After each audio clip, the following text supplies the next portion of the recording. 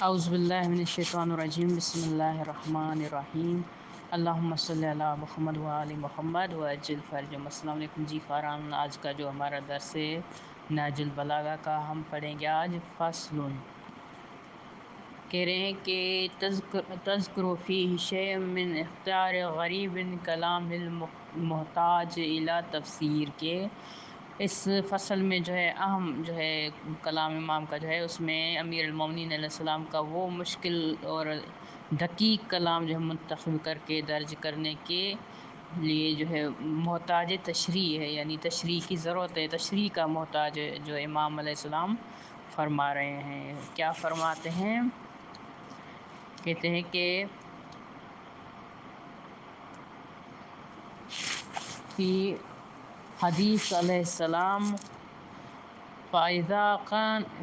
كَانَ ذَلِكَ ضَرَبَ يَعْصُوبُ الدِّينَ بِذَنبِهِ فَيَجْتَمِعُ إِلَيْهِ كَمَا يَجْمَعُ الْقَزْعُ الْخَرِيفَ، کہ جب وہ وقت آئے گا تو دین کا یعصوب اپنی جگہ پر برقرار پائے گا اور لوگ اس طرح سمٹ کر اس طرح بڑھیں گے جس طرح موسم خریف کے قزع جو ہے وہ جمع ہو جاتے ہیں۔ پھر سید رضی کہتے ہیں کہ یعصوب سے مراد جو ہے یہاں پر جو ہے یعصوب کا معنی یوں سمجھ معنی بیان کیا گیا ہے کہ یعصوب سے وہ بلند مرتبہ سردار مراد ہے جو اس دن لوگوں کے معاملات کا مالک و محتاج ہوگا، اور قزع جو ہے ابر کی ان جو ہے کیا کہتے ہیں کہ ٹکڑیوں کو کہتے ہیں جن میں پانی نہ ہو، یعنی یہ ابر جیسے نا ابر برسا یا کچھ اس طرح یہ بھی کہا جاتا ہے، تو اس حوالے سے پھر کہتے ہیں یعصوب شہر کی مکھیوں کے برابر کو کہتے ہیں، اور یعصوب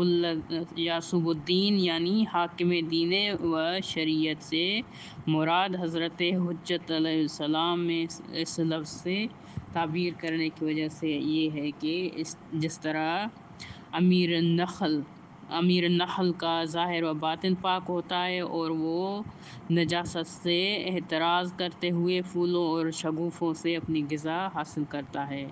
اسی طرح حضرت حجت جو ہے سلام علیہ السلام بھی تمام آلودگیوں سے پاک و صاف اور ہر طرح سے طیب و طاہر ہوں گے۔ اس جملے کے چند معنی کیے گئے ہیں۔ پہلا معنی یہ ہے کہ جب حضرت حجت اللہ جو ہے فضائے عالم میں سیر و گردش کے بعد اپنے مرکز پر مقیم ہوں گے، کیونکہ امیر نخل دن کا بیشتر حصہ پرواز میں گزارتا ہے اور جب اپنے جسم کا آخری حصہ کہیں پر جو ہے ٹکاتا ہے تو وہ اپنی حرکت و پرواز کو ختم کر دیتا ہے۔ دوسرا معنی یہ ہے کہ جب حضرت اجل اللہ تعالیٰ فرج اپنے رفقا یعنی اپنے دوست و انصار کے ساتھ زمین میں چلیں گے پھریں گے، اس صورت میں ضرب کے معنی چلنے پھرنے کے اور ضم سے مراد انصار و اتباع ہوں گے، تو یہ معنی ان کے یاد رکھیے گا اچھے سے قارئین۔ اس کے بعد ہے تیسرا جو معنی یہ ہے کہ جب حضرت جو ہے امام علیہ السلام جو ہے وہ شمشیر بے کف یعنی ہاتھ میں اٹھ کھڑے ہوں گے، ٹھیک ہے، ہاتھ میں لے کر، اس صورت میں ضرب ضم کا معنی شہر کی مکھی کے ڈسنے کے ہوں گے، یعنی وہ تبدیل ہو جائیں گے۔ چوتھا معنی یہ ہے کہ جب حضرت اجل اللہ تعالیٰ فرج جوش و خروش کے ساتھ اعلائی کلمت اللہ کے لیے اٹھ کھڑے ہوں گے، اس صورت میں یہ جملہ غضب و ہیجان کی کیفیت اور حملہ آور کی حیت سے جو ہے کنایا ہوگا، یعنی اس معنی میں آئے گا، یعنی مختلف یہاں پر معنی ان کے کیے گئے ہیں، ٹھیک ہے قارئین، واضح رہے اور یہ یاد رکھیے گا۔ اس کے بعد ہے دوسری فصل کا دوسرا جو ہے پوائنٹ شروع ہوتا ہے وفی حدیث علیہ السلام ھذا خطیب و شہ، ٹھیک ہے، کہ یہ خطیب جو ہے شاہ یہ کہہ رہے ہیں کہ یرید الماہر خطبۃ الماضی فیہا وکل ماضی فکل او سیر فہو شہشہ والشہشہ فی غیر ھذا الموضع البخیل الممسک۔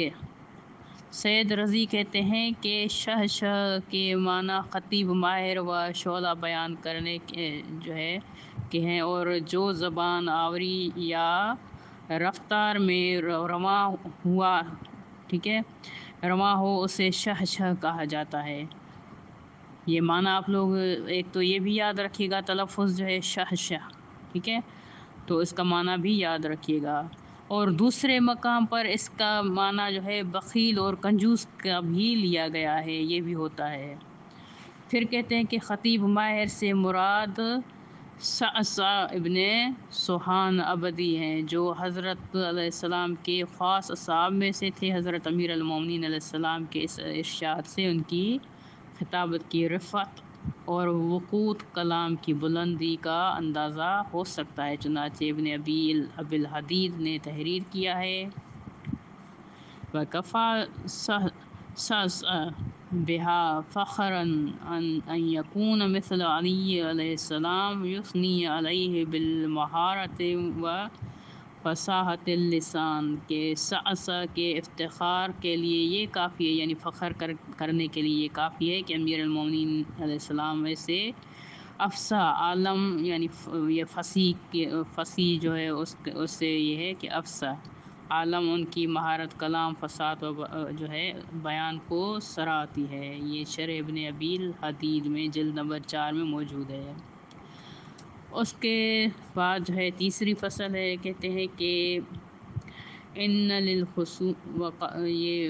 وفی حدیث علیہ السلام ان للخصومۃ کہمن، ٹھیک ہے، کہ لڑائی جھگڑے کا نتیجہ کہم ہوتی ہے۔ سید رضی کہتے ہیں کہ کہم سے تباہیاں مراد ہیں، یہ ان کا معنی کر رہے ہیں، تباہیاں مراد ہیں کیونکہ ایک کہام کے معنی جو ہے ڈھکیلنے کے ہیں، اور لڑائی جھگڑا عموماً لڑنے جھگڑنے والوں کو مہلکوں اور تباہیوں میں ڈھکیل دیتا ہے۔ یہاں پر ڈھکیل لکھا ہے لیکن دھکیل ہے، حقیقت میں دھکیل دیتا ہے۔ اور اسی طرح سے کہمت الاعراب کا لفظ جو ہے محفوظ ہے، اور وہ یہ ہوتی ہے کہ بادیہ نشین عرب خشک سالیوں میں اس طرح مبتلا ہو جاتے کہ ان کے چوپائے صرف ہڈیوں کا ڈھانچہ ہو کر رہ جاتے یا رہ جائیں، اور یہی اس بلا کا انہیں جو ہے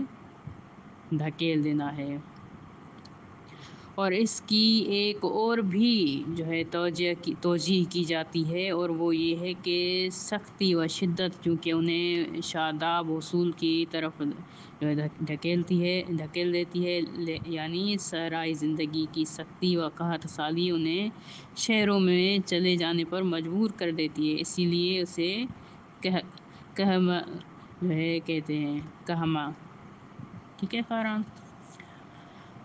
اس کے بعد جو ہے ہماری فصل جو شروع ہوتی ہے وہ ہے چوتھی فصل، کہتے ہیں کہ وفی حدیث علیہ السلام، جی شروع کرتے ہیں۔ چوتھا جو ہے وفی حدیث علیہ السلام، اذا بلغ النساء نفس الحقائق فالاثبت اولا۔ پھر کہتے ہیں وَيُرَاوَى نَصُّ الْحَقَائِقِ، کہ جب لڑکیاں نص الحقائق کو پہنچ جائیں تو ان کے لیے جو ہے دو حیالی رشتہ دار زیادہ حق رکھتے ہیں۔ وہ کون کہتے ہیں کہ سید رضی کہتے ہیں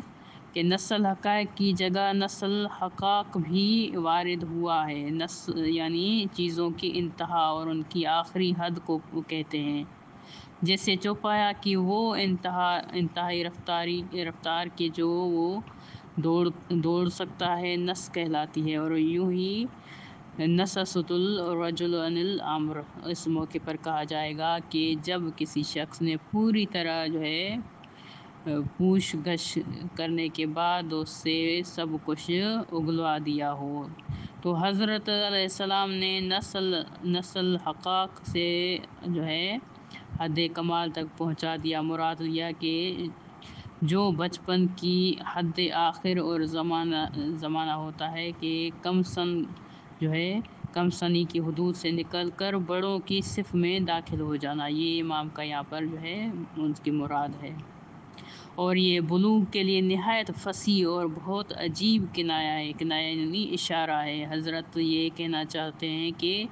جب لڑکیاں، ابھی یہاں پر یہ نتیجہ بیان کر رہے ہیں کہ جب لڑکیاں اس حد تک پہنچ جائیں تو وہ دعائلی رشتہ دار، جبکہ وہ محرم بھی ہوں، جیسے بھائی اور چچا، ان کا رشتہ کہیں کرنا چاہیں تو وہ ان کی ماں سے زیادہ رشتے کے انتخاب کا حق رکھتے ہیں۔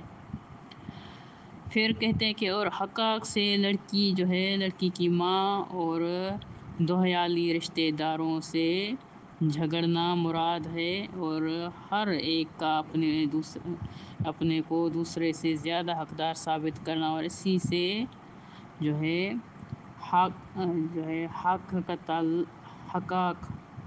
حقاق جو ہے بروزن جادلت الجدال ہے، یعنی میں نے اس سے لڑائی جھگڑا کیا۔ جدال وہی عام ہے کہتے ہیں۔ پھر کہتے ہیں کہ اور یہ بھی کہا جائے کہ نسل حقاق سے مراد بلوغ عقل اور حد رشد یعنی بڑا ہونا، کمال تک پہنچنا ہے، کیونکہ حضرت علیہ السلام نے وہاں زمانہ مراد لیا ہے کہ جس میں لڑکی پر حقوق و فرائض عائد ہو جاتے ہیں، اور جس نے نسل حقائق کی روایت ہے کہ اس نے حقائق و حقیقت کی جمع لیا ہے۔ یہ مفاد ہے۔ اس کا جواب ابو عبیدہ قاسم بن سلام نے کہا ہے، مگر کہتے ہیں کہ میرے خیال میں اس مقام پر نسل حقائق سے مراد یہ ہے کہ لڑکیاں اس حد تک پہنچ جائیں کہ جس میں ان کے لیے عقد اور اپنے حقوق کا خود استعمال جائز ہوتا ہے۔ اس طرح اسے سالوں اونٹنیوں سے تشبیہ دی جاتی ہے، اور حق اور حقہ کی جمع ہے۔ یہ اس اونٹنی اور اونٹ کو کہتے ہیں جو 3 سال ختم کرنے کے بعد چوتھے سال میں داخل ہو، اور اونٹ اس عمر میں سواری اور تیز دوڑانے کے قابل ہو جاتے ہیں، اور حقائق بھی حق کی جمع ہے۔ اس بنا پر دونوں روایتوں کے ایک ہی معنی ہوں گے۔ وہ کون سے اور معنی جو ہم نے بیان کیے ہیں، پہلے معنی سے زیادہ اسلوب یعنی طریقہ کلام عرب سے میل کھاتے ہیں۔ ٹھیک ہے قارئین، یہاں پر مختلف یہ معنی بیان کیے گئے ہیں۔ اس کے بعد ہے 5واں پوائنٹ ہمارا، وفی حدیث علیہ السلام ان الایمان یبدو لمزۃ فی القلب کلما ازداد الایمان ازدادت لمزہ، کہ ایمان ایک لمزہ کی صورت سے دل میں ظاہر ہوتا ہے، جوں ایمان بڑھتا ہے وہ لمزہ بھی بڑھتا جاتا ہے۔ سید رضی کہتے ہیں کہ لمزہ سفید نقطہ یا اس کے مانند سفید نشان کو کہتے ہیں، اور اسی سے فرس المز اس گھوڑے کو کہا جاتا ہے جس کے نیچے کے ہونٹ پر کچھ سفیدی ہو۔ ٹھیک ہے قارئین، یہ وضاحت ہے ان کی جو یعنی فصل ہے امام علیہ السلام نے فرمایا۔ سید رضی وہاں پر پھر یہ بتاتے جا رہے ہیں ساتھ میں۔ اس کے بعد ہے 6واں پوائنٹ یعنی 6ٹھی فصل کہ ان الرجل اذا کان له دین ظنون یجب علیہ ان یزکیہ لما مضی اذا قبض فالظنون، کہتے ہیں کہ جو شخص کوئی دین ظنون وصول کرے تو جتنے سال اس پر گزرے ہوں گے ان کی زکوٰۃ دینا ضروری ہے۔ یہاں پر سید رضی اس کی وضاحت کرتے ہیں کہ دین ظنون وہ قرضہ ہوتا ہے کہ قرض خواہ یہ فیصلہ نہ کر سکے کہ وہ اسے وصول ہوگا یا نہیں، کبھی امید پیدا ہو اور کبھی نا امیدی، اور یہ بہت فصیح کلام ہے۔ یوں ہی ہر وہ چیز کے تمہیں طلب ہو اور یہ نہ جان سکو کہ تم اسے حاصل کرو گے یا نہیں، وہ ظنون کہلاتی ہے۔ چنانچہ عائشہ کا یہ قول اسی معنی کا جو ہے حاصل ہے جس کا مضمون یعنی یہ ہے کہ وہ جد ظنون جو گرج برسنے والے ابر کی بارش سے بھی محروم ہے، دریائے فرات کے مانند نہیں قرار دیا جا سکتا جبکہ وہ ٹھاٹھے مار رہا ہو اور کشتی اور اچھے تیراک کو دھکیل کر دور پھینک رہا ہو۔ پھر کہتے ہیں کہ جد سے پرانے کنویں کو کہتے ہیں جو کسی بیابان میں واقع ہو، اور ظنون جو ہے وہ ہے کہ جس کے متعلق یہ خبر نہ ہو کہ اس میں پانی ہے یا نہیں، ظن ہے، ٹھیک ہے۔ اس کے بعد ہے امام علیہ السلام کا جو اگلا 7واں پوائنٹ ہے اس کا حدیث کا وفی حدیث علیہ السلام فرماتے ہیں کہ انہو جیشن یغزیہ فقال، ٹھیک ہے، عذبوا عن النساء ما استطعتم، کہ فرماتے ہیں جب آپ نے لڑنے کے لیے لشکر روانہ کیا تو اسے رخصت کرتے ہوئے فرمایا جہاں تک بن پڑے عورتوں سے عازب رہو۔ سید رضی اب یہاں پر کیا کہتے ہیں کہ اس کا معنی یہ ہے کہ عورتوں کی یاد میں کھو نہ جاؤ اور ان سے دل لگانے اور ان سے مقاربت کرنے سے پرہیز کرو، کیونکہ یہ چیز جو ہے بازو ہمت میں کمزوری اور عزم کی جو ہے پختگی کو سستی میں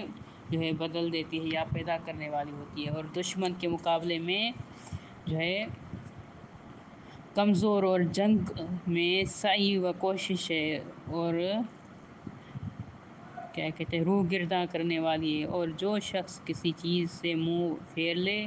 اس کے لیے کہا جاتا ہے اعذب عنہ، یعنی وہ اس سے الگ ہو گیا، اس نے منہ پھیر لیا، اور جو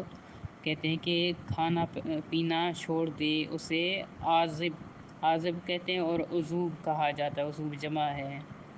پھر 8واں پوائنٹ ہے کہتے ہیں کہ وفی حدیث علیہ السلام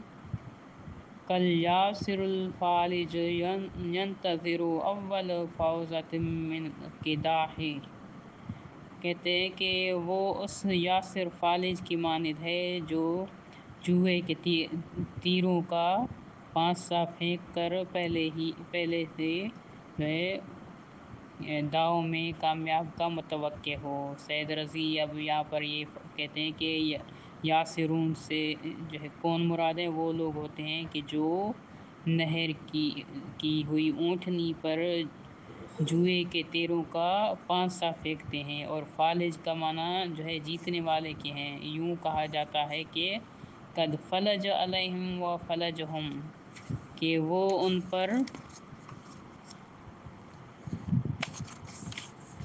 ان پر جو ہے کہتے ہیں کہ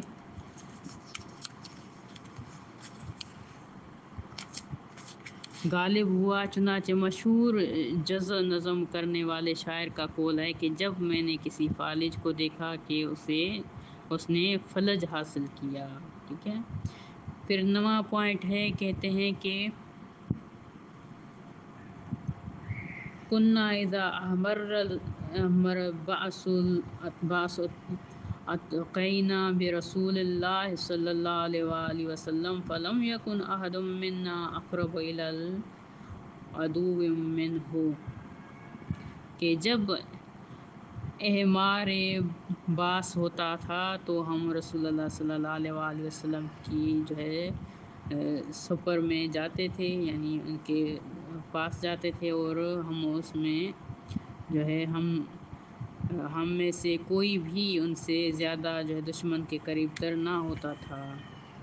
یعنی کہنا یہ چاہ رہے ہیں کہ نبی کی جو اس کے سائے میں ہوتے تھے لیکن زیادہ دشمن کے قریب جو ہے وہ نبی ہی ہوتے تھے۔ پھر فرماتے ہیں کہ سید رضی کہتے ہیں کہ اس کا مطلب یہ ہے کہ جب دشمن کا خطرہ بڑھ جاتا تھا اور جنگ سختی سے یعنی کاٹنے لگتی تھی تو مسلمان یہ سارا ڈھونڈنے لگتے تھے کہ رسول خدا صلی اللہ علیہ وسلم خود بے نفسی جو ہے وہ جنگ کریں تو اللہ تعالیٰ حضرت کی وجہ سے ان کی نصرت فرمائے اور آپ صلی اللہ علیہ وسلم کی موجودگی کے باعث خوف و خطرے کے موقع سے محفوظ رہیں۔ پھر آگے کہتے ہیں کہ حضرت کا ارشاد جب احمرار باعث ہوتا تھا، جب لفظی معنی یہ ہے کہ جس کی کہ جنگ سرخ ہو جاتی تھی، یعنی احمرار کا معنی ہے جنگ سرخ ہونا، یہاں پر کر رہے ہیں کہ سرخ ہو جاتی تھی، تو یہ کنایا ہے کہ جنگ کی شدت سختی اور اس کی توجیہ میں چند اقوال ذکر کیے گئے ہیں، مگر ان میں سب سے بہترین قول یہ ہے کہ آپ نے جنگ کی تیزی اور گرمی کو آگ سے تشبیہ دی ہے، اور جو اپنے اثر اور رنگ دونوں کے اعتبار سے گرمی اور سرخی جو ہے لیے ہوئے ہیں، اور اس معنی کی تائید جو ہے اس سے بھی ہوتی ہے کہ جب رسول اللہ صلی اللہ علیہ وسلم نے حنین کے دن قبیلہ بنی حوازن کی جو ہے جنگ میں لوگوں کو جنگ کرتے دیکھا تو فرمایا، کہتے ہیں کہ اب وہ عطیس گرم ہو گیا ہے، یعنی وطیس اس جگہ کو کہتے ہیں جس میں آگ جلائی جائے، اور اس مقام پر صلی اللہ علیہ وسلم نے لوگوں کو میدان کا جو ہے ضرار کی گرمی بازاری کو آگ کے بھڑکنے اور اس کی لپکوں کی تیزی سے تشبیہ دی ہے۔ اور اس کے بعد کہتے ہیں کہ یہ فصل جو ہے یہاں پر مکمل ہوتی ہے۔ پھر اگلا جو ہے ہمارا پوائنٹ شروع ہوتا ہے 261، ٹھیک ہے، ہمارا جو یہ چل رہے تھے، جو پہلا ہمارا سلسلہ چل رہا تھا۔